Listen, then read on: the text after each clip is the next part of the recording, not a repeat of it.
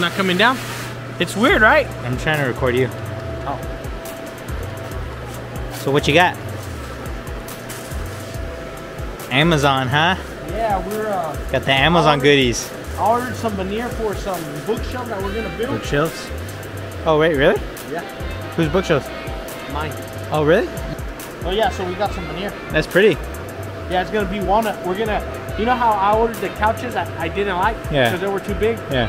And now you like them? It's a section, well, it was a sectional, we broke it off, and then on the ends, it's just, there's nothing. So we're gonna build some walnut shelves. If it don't, then we'll order it on Amazon. There's probably better places, but... There's better places to buy, huh? Well, and back to this baby. Huh? Oh, that's some good stuff here. This could burn your whole house down. Yeah, if you wanna really capitalize on that insurance money. You gotta be careful with it. Yeah, I feel kind of bad saying that. Yeah, we almost burnt the shop down. Thank God it didn't. That probably shouldn't be coming out on the video because I do have insurance. And then they're gonna be like, yeah, this idiot. Yeah, he's not gonna. We're gonna cut some half-inch backings and drawer bottoms. That's what we're gonna do. This for another project? It's for another project. It's for some cabinets that are going to San Angelo. Oh, okay. So I didn't want to build them because they're in San Angelo, but we're building them anyway. Yeah. It's for a friend. Yeah. So we'll build them. And we're gonna start cutting all the backings and the drawer bottoms. Yeah. That way we can get to the material at the bottom. Yeah. Eventually, once we have everything set up, we'll have a rack over there. Once my closet's gone, and it's actually in the Barndominium. When there's no more closets in there? Yes. We're going to have a rack and we'll have everything organized. But for now, we got to go through the half-inch to get to the half-inch Baltic birch. Yeah. And there's actually a way. I was talking to the guy from Cabinet Vision. You're talking to the guy from Cabinet Vision? There's actually a way that we could save everything that's cut. Right now, it doesn't get saved. Yeah. I don't know how, but he said there's a way to save this. And on the following project, when you do your cut list, it'll take this into consideration and use all this. Pretty cool. So we're gonna figure that out. Start saving all this, and not just. I mean, I'll eventually use it, but it'd be nice if it was being used through all the projects. Yeah, for real. That way, it's not just sitting here. Again, we'll figure it out. So when you place this on the CNC, you have to make sure that it's not bowed. So you gotta find the better side. So once you place it, if it's bowed, you gotta flip it. Okay, so you put the belly down? Pretty much. Okay. No, belly up because the vacuums are gonna so you want the belly up? Yes. Okay. And then there's times, again, we only have 20 horsepower of 20 horses of vacuum. I need to get a bigger vacuum system, but that'll probably come when I get the new machine. Yeah. You see those two motors? That's actually vacuums. Where? On the back side, there's two big motors. Yeah. Yeah, those motors are vacuum. Oh, those big old tanks? Yeah, so what that does, there's a vacuum system underneath this oil point. Yeah. There's a bunch of pipes, and that actually vacuums and holds down the material while the CNC's cutting. That's crazy. It is crazy. And it goes through that MDF. It can go through that? The suction actually goes through that MDF and holds No way. Yeah.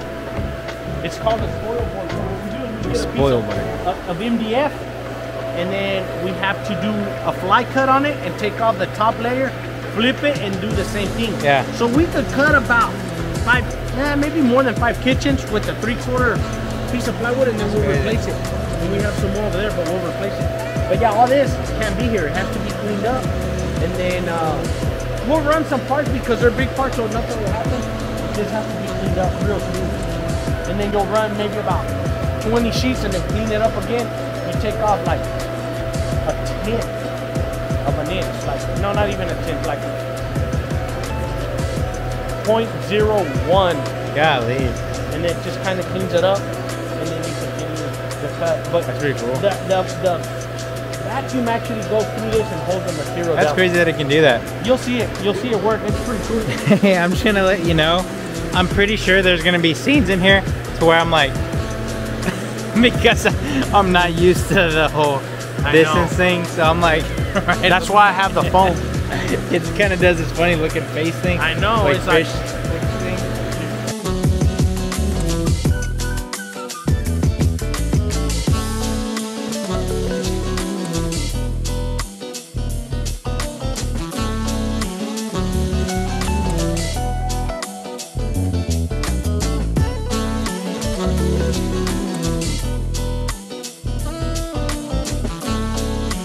ride. It's time to hustle.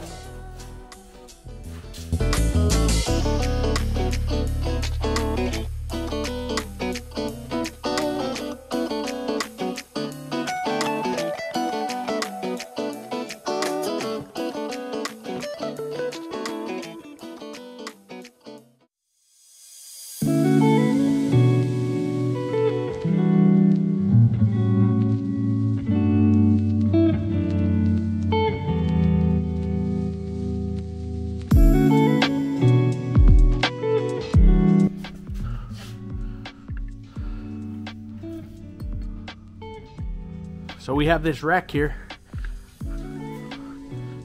It's a pretty nice rack by Hayfala. And what we do is we paint the shelves, doors, whatever on one side. We let them dry here. And we just place them here to dry on one side. And then we could always go back and paint the other side. So it's a pretty cool rack. Again, by Hayfala,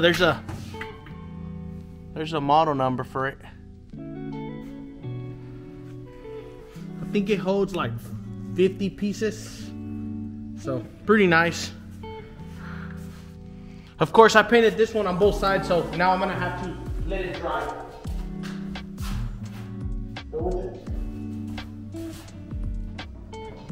We'll put it off to the side and then we'll just continue.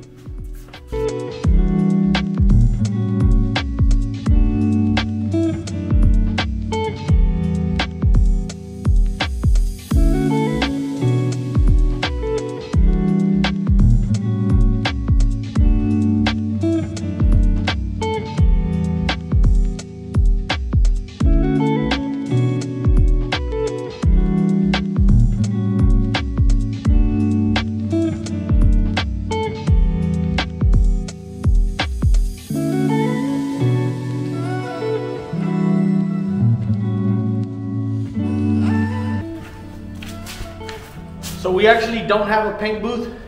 This is actually gonna be my office. I don't know if we're gonna have a paint booth in this shop. I really don't wanna be painting. This is the parts for our Barndominium. We're moving into, hopefully in a couple weeks. We just moved up here to this area about a year ago. So we're trying to finish a shop, trying to finish a Barndominium. We're already working out of the shop, but there's a mess, a big mess. And as y'all can see, I have a trailer inside the shop. There's a trailer right here. Yeah, that's actually my closet. While we built the Barndominium, my wife's like, where are we gonna put all the stuff? So there it goes. That's my closet. I won't let y'all see in there, there's a mess. But we do have a mess in the shop. We have furniture from our old house that's going into the Barndominium. We have machines that still need to be set outside. We're building a room for that dust collector. Just a bunch of stuff, you know, but we're getting closer to finishing. We're really close. I mean, it's turning out nice. This is a workshop. But it's a process. It's a process, and I'm not gonna get frustrated with the situation. Just make the best out of it. Be excited that we're almost done. So again, this is not a paint room. This is actually my office. It's gonna be my office when we get all done. So just wanted to let y'all know that. Give you an update on what's going on.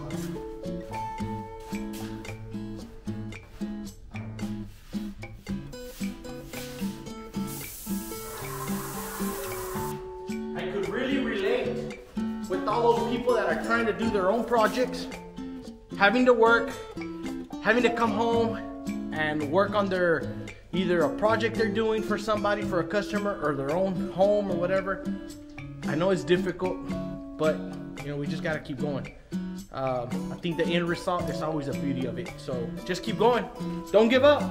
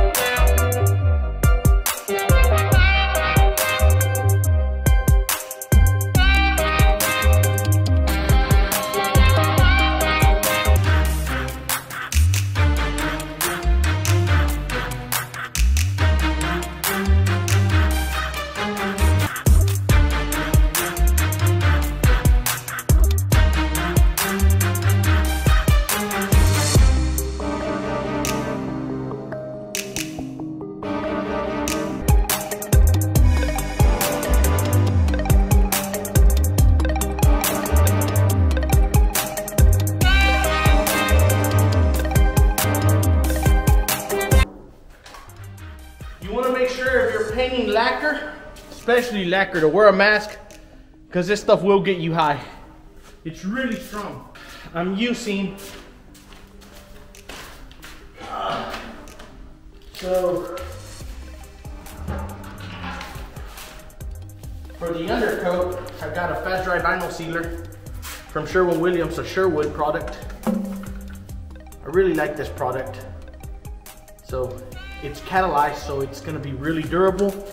And then for the clear, it's a catalyzed lacquer pre-cat. We have a medium rub. You could go glossier if you want, but I wanted a medium rub, which is a satin, but this is what we're using. Sherwin-Williams, Sherwood, T77, F37. Again, this is pre-catalyzed, so it's really durable. I like it. I mean, medium rub. So it gives you a real nice look. Once we install all the doors, once we get them cleared and installed, then we'll do a little review on the cabinets and show y'all around.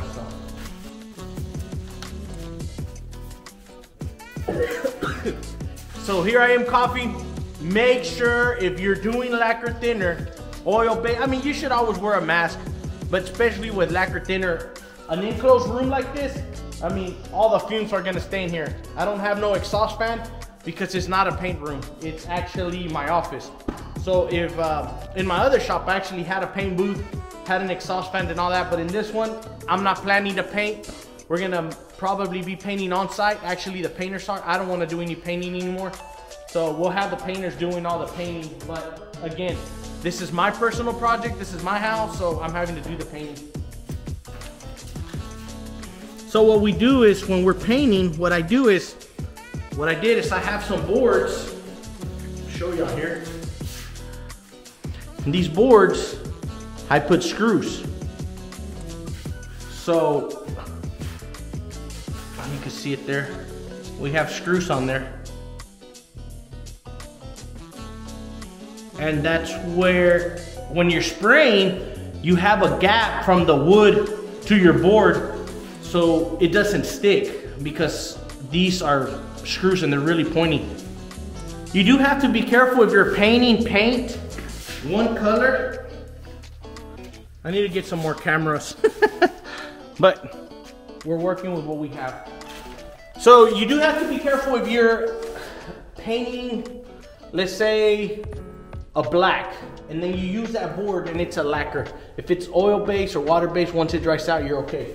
But say you're painting a black lacquer and then you want to do a white lacquer. Well, whenever you paint the white lacquer after the black is already dry on those screws and you go to turn it around, it might mark it, because the lacquer paint's gonna undo the black, whatever's already down there. When it comes to oil-based, water-based, you're okay. But when it's lacquer, you have to be careful in that sense, because whatever's underneath, you know, it could, because the lacquer's so strong, so it'll undo it and it'll stick to the board, or it'll leave little dots. So just be careful with that if you do anything like that.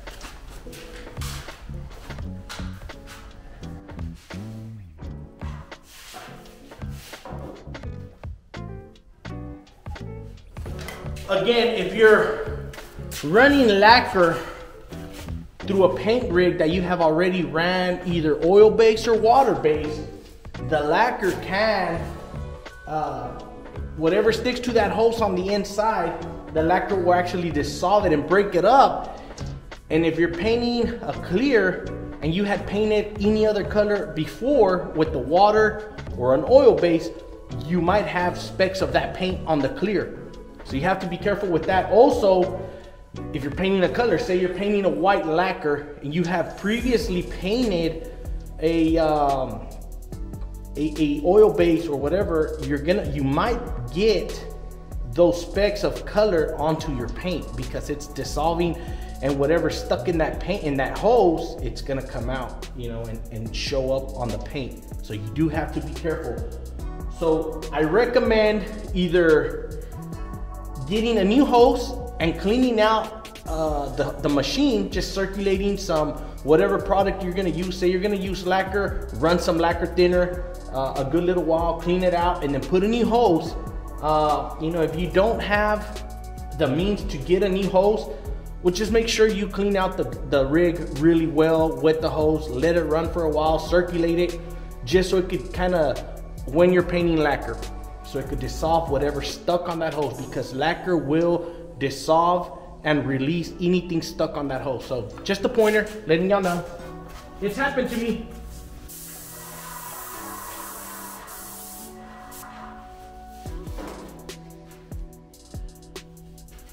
So today's a little cold day. It's kind of chilly outside. So you want to make sure if the area you're painting in is very cold, you want to heat it up. Make sure if you're doing lacquer, not to have anything that's flammable. You know, if you put a heater, you have to be very careful because this is flammable. So make sure you don't have no heaters. Preheat it before you paint, but don't try to heat it while you're painting because it is dangerous.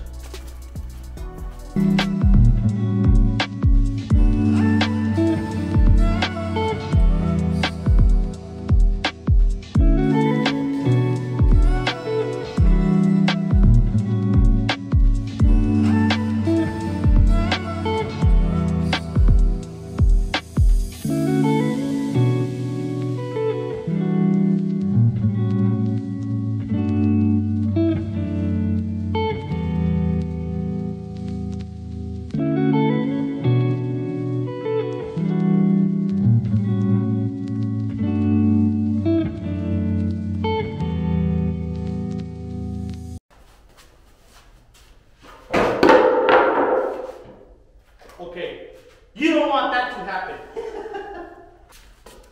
Good thing it's just a shell, but if it were a door and it gets damaged, you either have to remake it, reorder it, so you do have to be careful. I'm kind of rushing, so you want to pace yourself and try not to drop things. It happens. Even though my wife thinks I'm perfect, I know I'm not.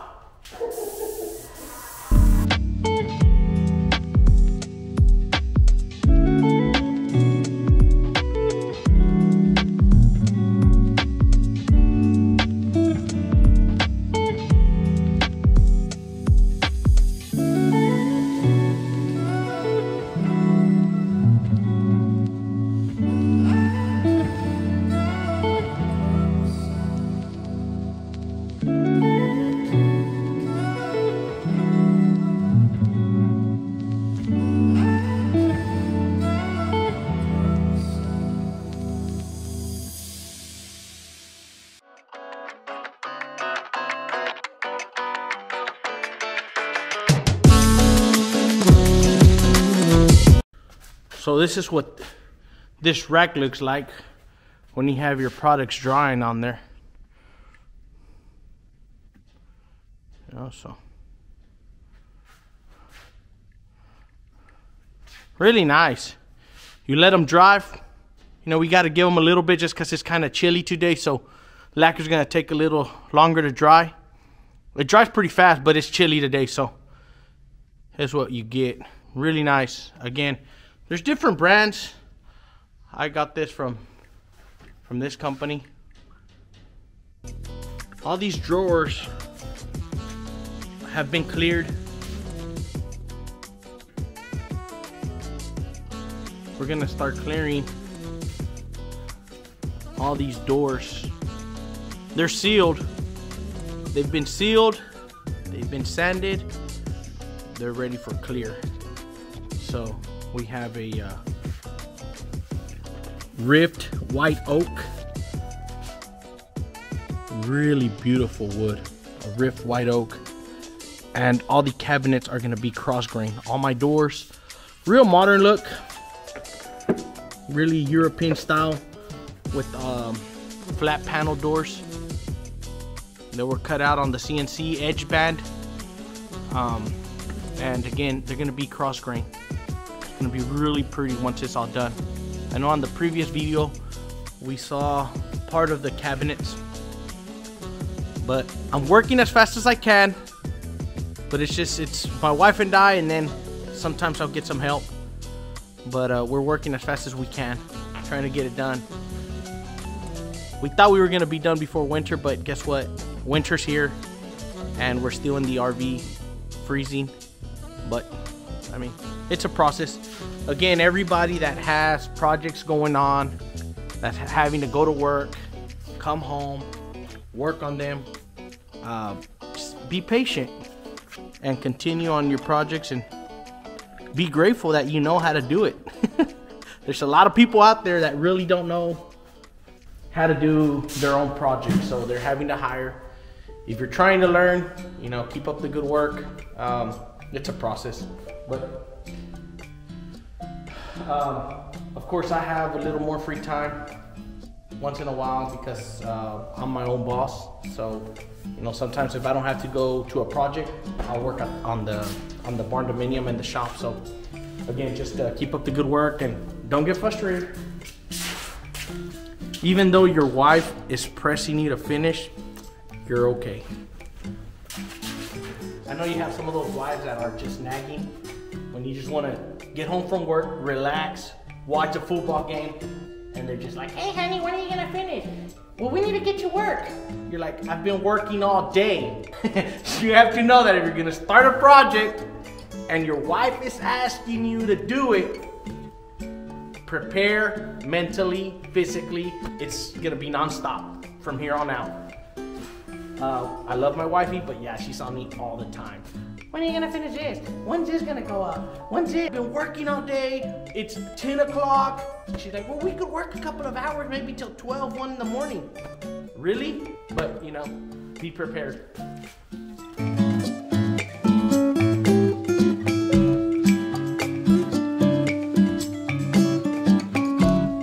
If you're painting doors and you're painting both sides and then all around, what you want to try to do is paint all 4 sides and one side. If you're painting flat, you could paint them standing up.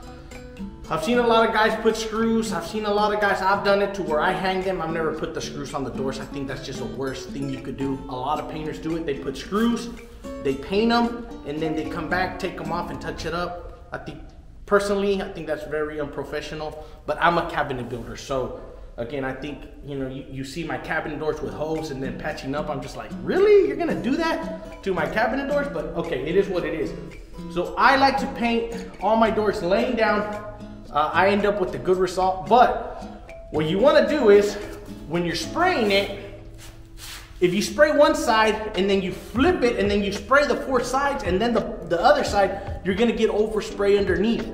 So what I do is, I'll spray, I'll go around and I'll spray the ends, I'll spray this, and then I'll let it dry, I'll flip it, and then I'll spray the other side, but I'll just spray the top so I don't get a lot of overspray on the bottom. So you do want to either paint the back side of the door and your 4 sides, and then once you do the end spraying, spray the finished side, the actual side that's gonna be visible last. That way, if you get a little bit of overspray on the backside, it's no big deal.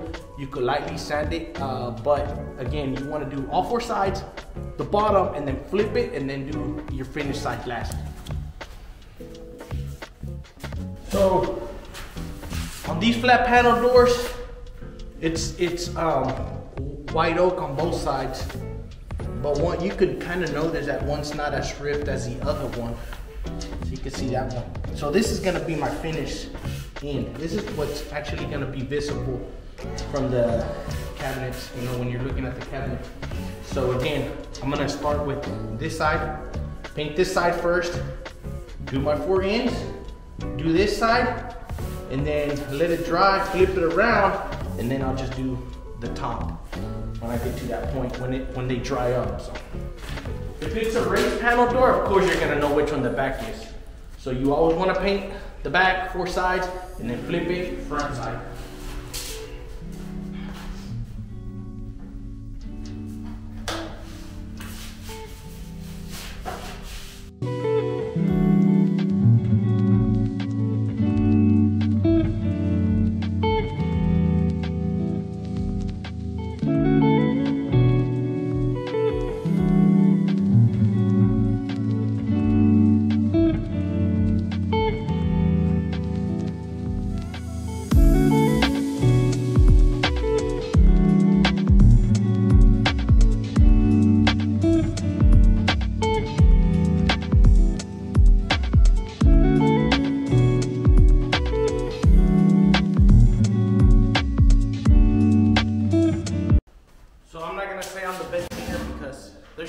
out there that are amazing. They do, I mean, a beautiful job. They're really professional. But I do want to show you a couple of tricks when it comes to spraying. And there might be somebody out there that does it better. Let me know, you know. We're here to teach people. So, you know, again, I'm not perfect, but I'm trying to teach people.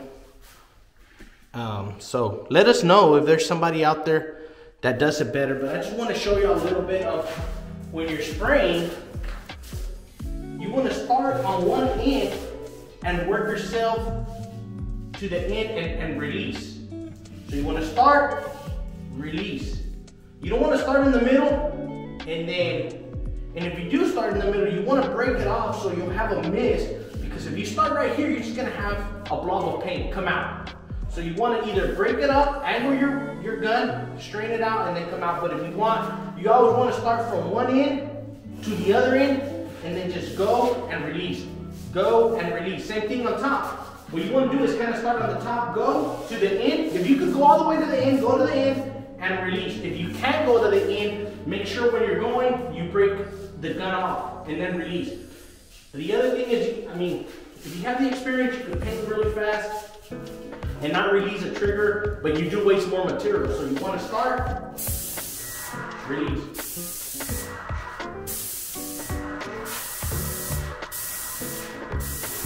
And then your end, same thing. Start, finish off, finish off. Because if you stop here, you're gonna have a lot of paint there. And if you're doing a couple of coats, you're probably gonna have a run there. So make sure you start at the end, release. You know, and then same thing here. Just, you know, again, you can start there and just go like this.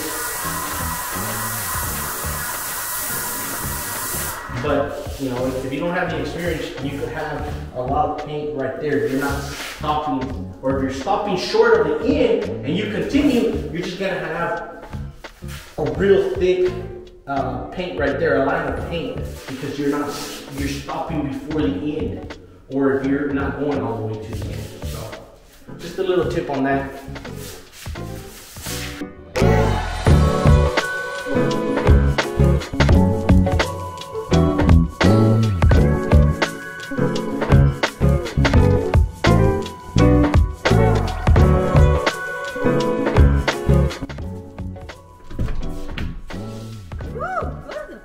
What's up? Okay, nobody say anything about the wives. The wife's here. Hi, honey. What's up? Yeah, I'm working. I'm trying to get it done. How you doing? Ya mero? Yeah, that's coming along. Did you just start it? I'm working. What do you mean that's all I'm done? No, I just came to look because it smells good over there. It smells good, don't it? It smells over there. So we need to seal this wall. The smell will go over there. Happy hour.